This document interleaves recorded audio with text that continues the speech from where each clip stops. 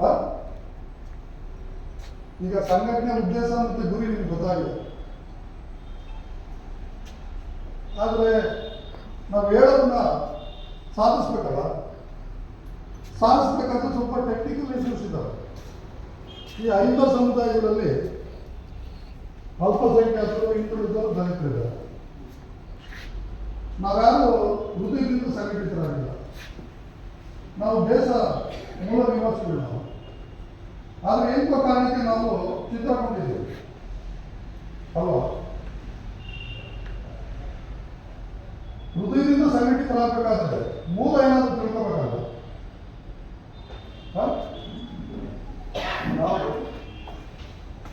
ಅಲ್ಲಿಂದ ಕಟ್ಟಬೇಕಾದ್ರೆ, ಮೂಲ ಉದ್ದೇಶ ಗುರಿಗಳನ್ನ ಸಾಧಿಸಬೇಕಾದ್ರೆ ಈ 5 ಸಮುದಾಯಗಳು ಫಸ್ಟ್ ಮೂಲಭೂತವಾಗಿ ಒಂದಾಗಬೇಕು. ಈಗ ಅದಕ್ಕೆ ಏನು ಮಾಡ್ಬೇಕು ನಾವು?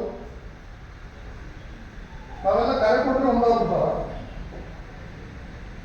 ನಾವೆಲ್ಲ ಒಟ್ಟಿಗೆ ಸೇರಿ ಒಂದು ಸಭೆ ಮಾಡ್ಬಿಟ್ರೆ ಒಂದಾಗ್ಬಿಡ್ತೀವ ಅಲ್ವಾ? ನಮ್ಮ ಸಂಘಟನೆ ಮೂಲ ಉದ್ದೇಶ ಗುರಿ ಸಾಧನೆಗೆ ಅಥವಾ ಈ ದೇಶದ ನಾಗರಿಕರಾಗಿ ಏನಾದರೂ ಮಾಡಲಿಕ್ಕೆ ನಾವು ಸ್ವಲ್ಪ